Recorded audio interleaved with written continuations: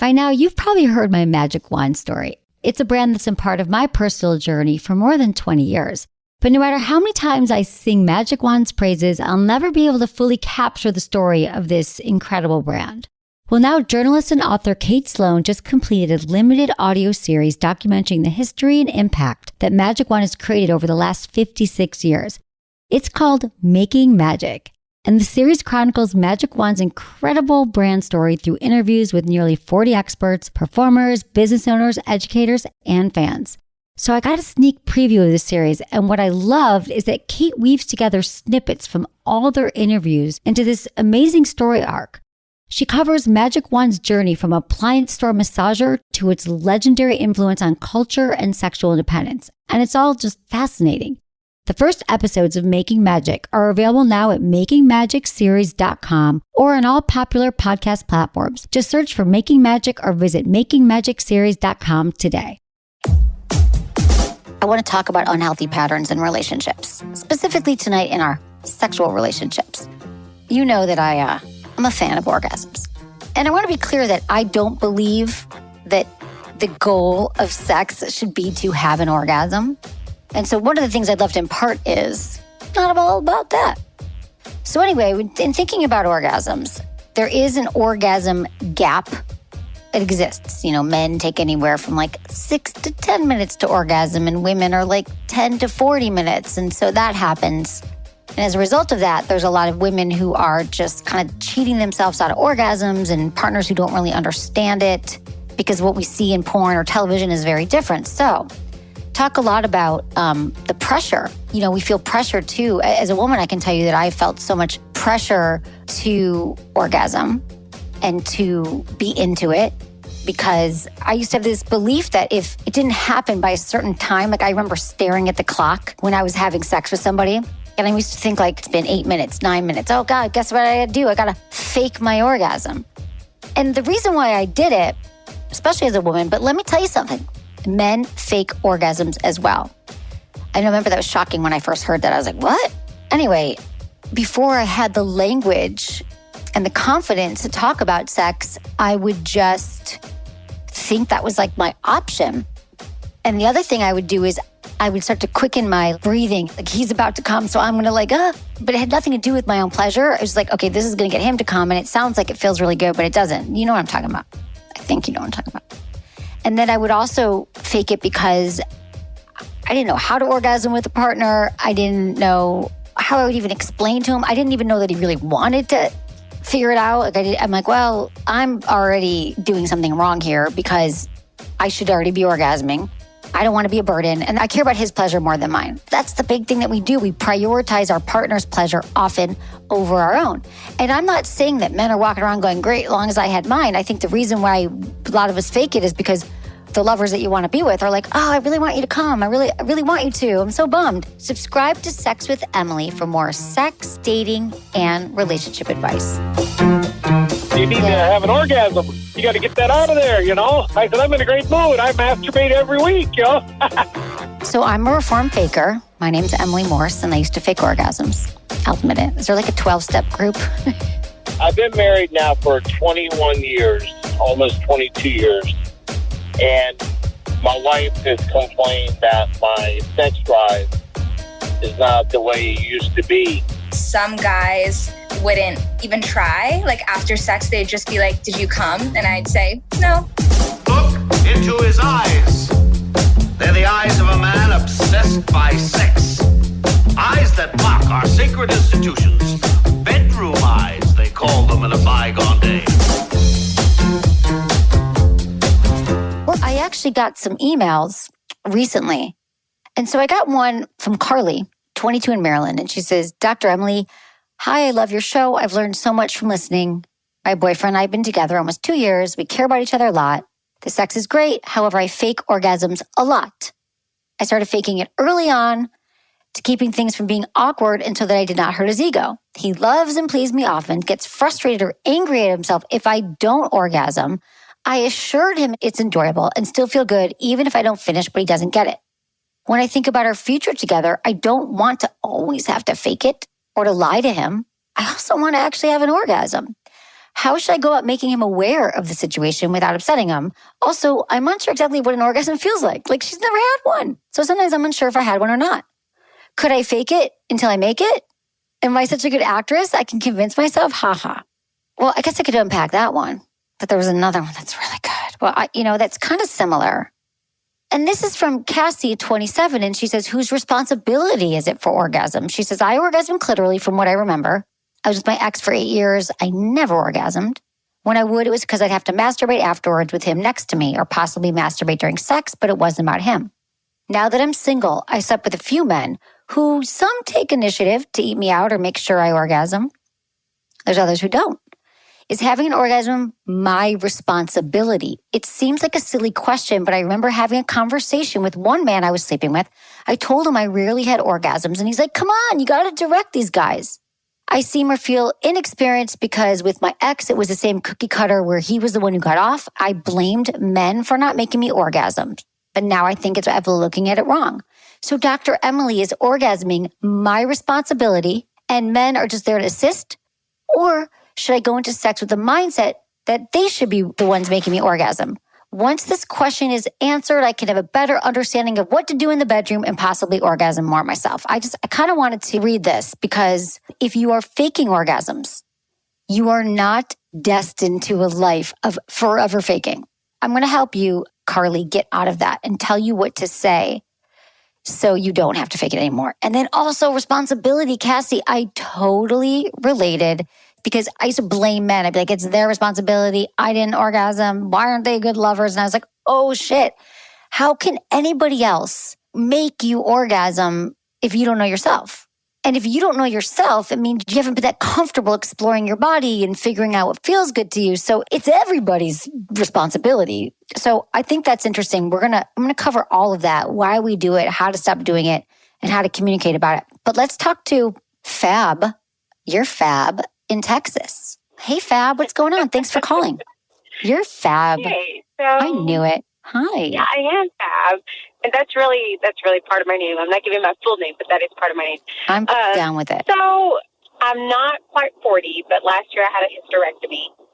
When I started having issues, I feel like mine and my partner's sex life really changed. I think in part because he really thought he was hurting me, which at one point I had terrible endometriosis. So yes, at one point it was painful, but the hysterectomy has really rectified a lot of issues, and I haven't lost all my desire because I still have one functioning ovary and it's working overtime and it's fine. But I feel like we have this disconnect that we never had before. And I heard you talking about faking orgasms. Number one, my first question is, can men fake orgasms? Yes. Number two, I'm trying to figure out how do we get back to that place of like full passion like we used to be before my health issues really took over. I mean, I'm just trying to get us back because we were deeply in love. We used to have great chemistry, but then once all the health issues kicked in, I understand why he doesn't feel like he can explore or he can really do the things he wants to do because he's afraid of hurting me because it's happened before. Yeah, absolutely.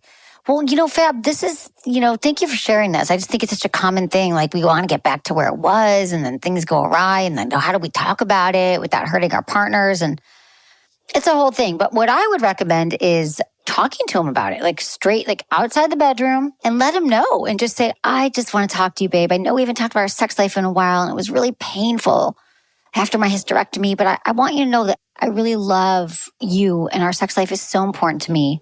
I've had my best sex in my life with you. And I thought I should tell you that, since the hysterectomy, I'm not having pain. I'm actually feeling more turned on. I fantasize about you when I'm at work. And so, I was wondering if we could kind of like talk about it because I feel like maybe you're still, worried about it. What do you think about that? Like really just a matter of you being curious and light and then saying, well, how have you been feeling about it lately? But just like that, he might feel really relieved. He might say, oh, I knew that. And then you'd be surprised. Or he might say, oh my God, I'm so glad. I was so worried. So that's really what it is. That's where you start. Okay. Because we have had that conversation. And he has said, well, I'm just afraid I'm hurting you. He was like, when I've tried new things with you before, it really put me in a place where I don't want to do those things. So a year later, I am in a better place, but I don't know if maybe I just need to be more patient. Yes. Well, I think talk about it And again. that's maybe where I'm at. Okay, so I would just say, I want to bring this up again because I want you to know I'm really in a good place. So you might have to remind him, babe, I just want you to know I feel good. Like you can still do those things. Or, do you still want him to do the things that he thought was painful? Yeah. Okay, good. Yeah. No, but you want him to try again. The problem was my endometriosis was so bad that like doggy style was painful. And now it's like, okay, I'm in a good place. I have the right treatment and I'm good. But I think he's just so taken aback by my reaction in the past. Exactly. That's what I'm saying. Kind of struggling. And I was thinking, well, what if he's faking it? What if, because he did tell me, he said, well, our sex is very vanilla right now. He said, but that's okay. He's like, I'm not mad about it. Okay. He said, but I don't know at what point you're comfortable. And then he's now taking it to where he thinks I'm talking about whips and chains. I'm just saying, let's just try to introduce new things. Yeah. Because I'm in a better place. Right. Listen, the sex talk with our partner is not a one-time conversation. It can't be because nobody learns from a one-time request, especially when it comes to sex. So now you're going to be, listen, babe, let me remind you, I want to try things. You can do this position. I want to do doggy style. I want to try new things. And maybe then you initiate it or you say, this is what I want to do. You got to lead him and then it won't take long. Once you have the conversation again, you might have to have it a third time. But sometimes we just need to hear it. We forget. Life goes on. We don't believe it. Maybe he was like, oh, she's saying that. You know what I mean? So it sounds like he's a very sensitive guy who really cares about your health. And that's all it is. So just let him know, I really care about our sexual pleasure, health together. So let's try it again. I'm feeling good. I'm excited, Do the things that turns him on and turn you on. Okay. So just have it again. It doesn't mean he doesn't want to. Okay. Let me know how it goes. I'm here, Fab, for you. Okay. Thanks for calling. Great. Appreciate it so much. Here's the thing, you guys. The sex conversation is so not a one-time conversation. And I can't, if you are walking around going, well, clearly my partner doesn't want to initiate sex because I asked them once. Listen, have you ever changed a behavior because someone told you once? Did someone ever tell you something once? You're like, okay, so all of a sudden I'm going to start going to the gym. Habit changing takes a beat. It takes a moment. And I think we assume, well, it was really hard to do this ask to my partner. And now they ignored me and I can't talk about it again. No, keep having the sex talk. The more you have the sex talk, the easier it gets, the better sex you're going to have. Period. End of story. That's how it works. I'm going to take a quick break. When I come back, we're talking about orgasms. So hang out.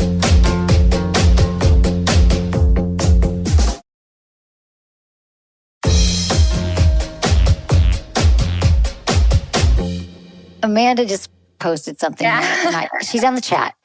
Amanda's our content coordinator, and she just let me know on our Zoom chat that her ex caught her faking orgasms. Tell me everything. Yeah, this happened when I was younger.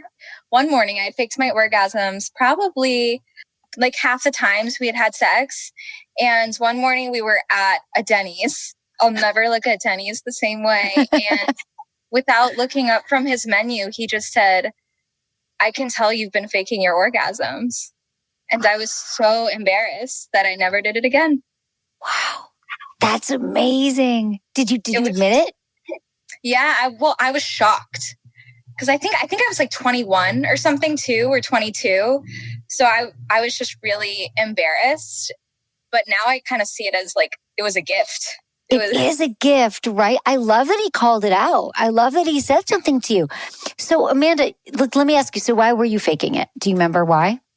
Yeah, I thought I was expected to, and I thought he would think I was sexier if I orgasms, or it was sort of a combination of just wanting him to like me and wanting him to feel good.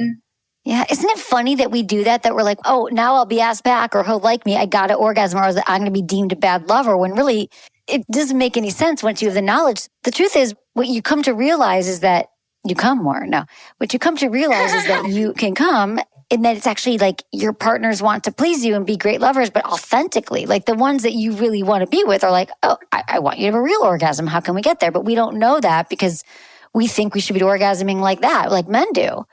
So how did you, which I love is that you finished, that you were nope, I'm done. Denny's, no more Grand Slams, no more orgasms. Like no more faking. So then was it a process? How did you learn to orgasm with a partner? I got better at communicating what was working. So I stopped faking. And it was interesting because I started realizing that some guys wouldn't even try. Like after sex, they'd just be like, did you come? And I'd say, no. I still didn't encourage them. And then as I started dating somebody who was really about understanding what would work and what wouldn't work. So like just being with somebody who encouraged experimentation. And then I started to like learn more about my body. And so I felt more comfortable just kind of trying new things. Yeah, that's the process. I love that. That's such a good story. I mean, sometimes we just got to be, we think that's going to be so horrific. And it probably was in the moment. But this is why honesty with our partners, like, you know, we grow. Like, look how much you might still be faking orgasms, you know, who knows?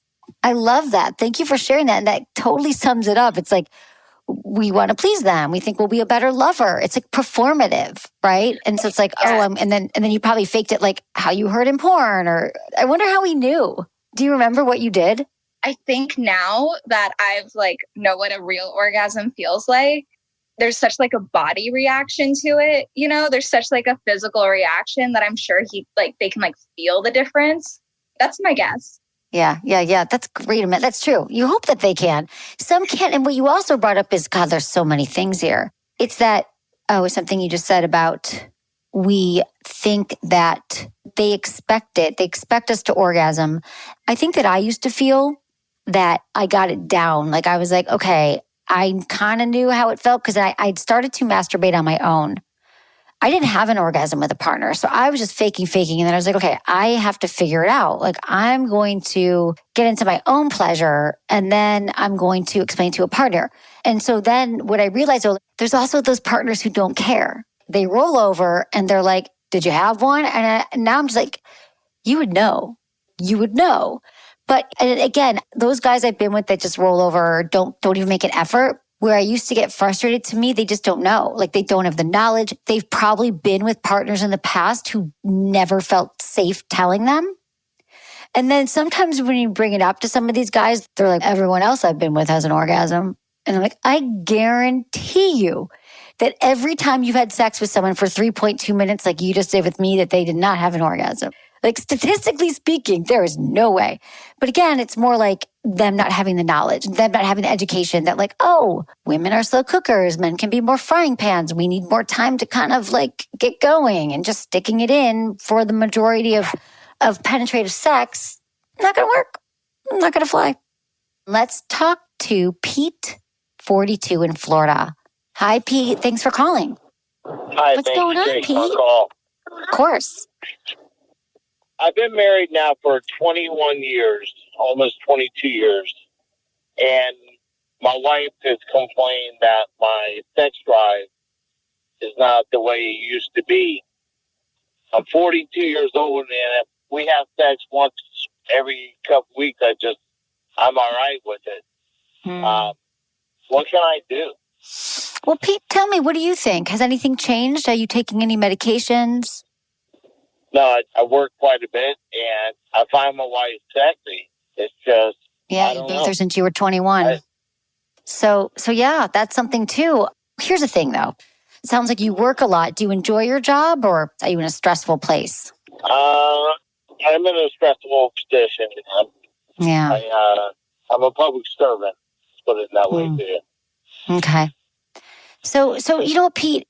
The thing is, first off, after the age of 40, men's testosterone starts to drop, and that's the hormone, responsible for erections, like blood flow. How is your health? Like, do you exercise? I try to get to the gym, not as much as I can. Yeah. I mean, part of it is blood flow, right? But I really think that to spice it up, a lot of times the brain is our most powerful sex organ. And how can you start to enhance the intimacy with the two of you? Because right now it sounds like she's like, you're not in the mood. And then you're like, feel bad that you're not in the mood. But I'm going to offer up a different kind of conversation you could have with her. Because you're saying that you want to be doing it more often. So it's a conversation of, I know that I haven't been as into it lately. I'm tired. And I really think it's important for us to reconnect. And I realize that it's been so stressful lately. And then maybe you guys could you've married 21 years, which is in a way, it's a great place to be in, because you have so much to work from. Like it used to be more frequent. You could even say to her, well, let's have fun. Let's go out, go out for dinner and talk about like the 3 most memorable times you've had sex. Like have her say, what are the moments you remember? And I'll tell you mine. Or you could exchange bucket lists, things you want to try, fantasies you have, the things that get you in the mood. It's really just about having conversations with the goal of communicating so you can both connect better. It's not to shame or to blame. We all want to go back to the first 6 months of dating, but that doesn't happen. But you can still be attracted to each other. Yeah, I got you on that. And I understand that. It just, she asked me last night, she asked me, she goes, do you find me attractive? I'm like, of course I do. But in the back of my mind, I'm like, oh my God, I take my medicine before I go to bed because I have a hard time sleeping. So I take a sleeping med. And as soon as I take that, my drive is like gone. And we have 3 kids at the home, so it's not like... That's tough. I mean, you got to wait until a certain time. By that time, I'm born slap out. Yep. So, I mean... So it's... we went on vacation just recently, and we were like bunnies. I mean... Yes. We were younger. Okay, well, that's good news. So, Pete, you just need time and space. So this is what you need. You got to recreate that feeling at home. So I don't know how cold your kids are and how self-sufficient they're. Are they young kids? No, they're teenagers. Okay. So listen, mom and dad are going to go have some time. We need some intimate time to connect. I know that might be horrifying to you, but that's how I think it needs to go. You got to plan. Now okay, I get up, I take my sleeping med, I fall asleep by 8 or 9. So now between 7 and 8, 6 and 7:30, you guys are like, okay, we're going to go do it at this time. You got to schedule the sex around your schedule when it works. Right. Because if you keep waiting when you're not tired and you're not with the kids, it'll never happen. Listen, when our partners aren't in the mood for sex, the first thing we think is they're not attracted to us. And everyone does it, all genders. We're like, well, it must be me. It must be me. You got to reinforce her and say, of course I'm attracted to you. I am so attracted to you. Our sex life is so important. Let's problem solve here. That's what has to happen to answer your question, is that we got to figure it out. Maybe you set the alarm earlier in the morning by 20 minutes, or you cancel plans with something, or you go up in the room an hour earlier, like 20 minutes. You know how long it takes, okay? She'll kill me if I wake her up at 4 a.m. and have sex with her. Well, so then it's at night. It's you saying, before I take my sleeping pill, let's get upstairs. Let's do the dishes in the morning. You know what I'm saying? Like, we need this because it's your sustenance. It's what keeps you intimate, connected. We need the oxytocin connection, which is the cuddle hormone that connects us. And so you got to just figure it out, because what I love is that there's not a problem here. You went on vacation and it was great. So you just need the space and time, and you can create that in your home. Yes, ma'am. All right. Thank you. Let me know how it goes. I'll be here for you. I want to hear your success stories, you guys. A lot of you are like, thank you. I listen. I call you, email me. What worked? Because I actually want to interview you now. Like, how did you take this advice on the show? I want to know what helped. Email me, feedback@sexwithemily.com. And on all social media, it's @sexwithemily. All right, I'm going to take a quick break. There'll be more Sex with Emily. Thanks to everyone for supporting our sponsors. We only work with sponsors that we enjoy ourselves, and I hope you do too.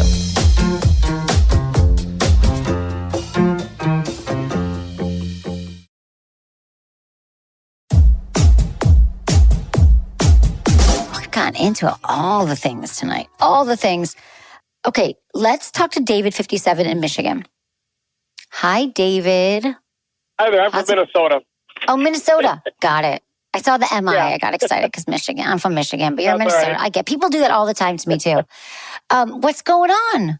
Well, I'm 57 and my wife is 61, and our sex life is like null and void. We haven't done anything for over a year.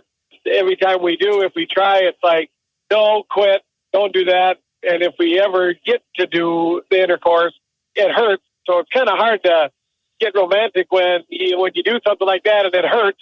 Even though we're using lube and all that good stuff, it's kind of hard for me to keep going when I'm, and I just don't know what to do. I mean, she's a hot-looking lady still at 61, and I'm attracted to her. But like I said, she's always in a bad mood. And I tell her, you need to have an orgasm. You got to get that out of there, I said, I'm in a great mood. I masturbate every week, But I don't know what to do to get her to come around or get back. We've been married for 25 years. Yeah, David, that's a long time. I mean, have you talked to her about it? Have you ever said, listen, our sex life is so important to me, our intimacy, and I really want to find a way to continue to be intimate with each other and have sex and find out a way for you to do it without pain.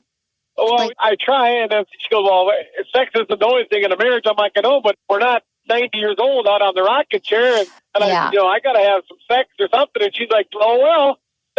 Yeah. I mean, I hear you, Dave. Here's the thing. So you said it's because she's having pain every time? Yeah, when we have intercourse, she has, and I've told her to have it checked out at the doctor. And she says, because, we're getting older and this and that. And I said, I realize that. But, like I said, we're not 90 years old on the rocking chair. No, you're not done. Listen, people are having sex in their 80s. You're not done yet. And I think that this is what happens. I would recommend that she goes to see a pelvic floor physical therapist or a hormone doctor, because for many women, it could be because of, we get older, men are losing testosterone, we're losing estrogen. As a result of estrogen, our vaginal walls start to thin. They start to, atrophy, and they get less lubricated, and then we have pain, but no one tells us that. And it's kind of a bummer. And then we just think, well, I can live without sex because it's become too painful. And then we forget that we liked it, and then we don't prioritize it. But I think the important thing is to let her know, this isn't easy, David. I mean, this is why I'm here every night, because it's really hard to have these conversations, especially if she's made up her mind and she's embarrassed about it, or she's just like, very hard. I know. But how does your wife learn? You've been with her 25 years. Is there any way that to talk to her where she's finally kind of agreed to take a step that she'd previously been against? I don't know. I mean, we've used toys and all that stuff. She's dead down there. Yeah, I mean, listen, you guys could do some mutual masturbation. Listen, she probably has the ability to have a clitoral orgasm. So it's just the penetration that hurts her. So I would recommend that you guys are still sexual and connected. Again, we have a lot of stuff on our website at sexwithemily.com. We've got so many great posts about this and what to do with vaginal pain. And so for me, I like education. I like learning about things. And then I'm like, oh, okay, well, this is an easy fix. I just need to go see this kind of doctor. And maybe if you let her know, you got to use feeling words and not oh, you never, but saying to her, I feel less connected to you and we're not as intimate. I feel like it's harder to connect, and I want to do everything I can and support you as your husband. I'll go on this journey with you. Yeah. Let's go see a doctor together. And I know you might say, but she won't. And that's on you, because you know how you can get your wife to get there, but know that it's an ongoing conversation. You can't let it go, because it does matter. And if she says she doesn't masturbate either. She has, I think, once in, I remember for 25 years, she masturbated once, and that was that was years and years and years ago. She did it. Well, it's time that she starts again. That was it, one time. Maybe you could, I hear you. It's really common that sometimes women think, I'm in a relationship, I don't need to masturbate, but this is what I'm talking about. Sex begets sex. So if we can get her to have some orgasms, get on board, it's like going to the gym, right? It's so hard to get back on it when we don't go, and then we go. We're like, oh, it feels so good. So if you could kind of find a way to get her into the pleasure zone again, and I would keep talking to her about it. Did you say a hormone doctor, or what was the other one? I was saying that a hormone specialist that specializes in women's sexual health, because it could be hormones. The other thing I'm going to tell you about is a pelvic floor physical therapist. Pelvic floor, like a PT, like a PT for your vagina. We have information on our website at sexwithemily.com, but we got to go now. You can call me back and let me know how that first conversation goes. All right, Business with Emily. Find me Monday through Friday from 5 to 7 p.m. Pacific on SiriusXM Stars for even more awesome sex talk, calls, and segments. It's a great time. You can find more at sexwithemily.com/SXM. Also, follow me on all social media. Sex with Emily across the board. Instagram, Twitter, Facebook. Was it good for you? Email me feedback@sexwithemily.com. Don't miss my next episode. Subscribe to Sex with Emily right now. Just do it. It's easy. Just do it right now.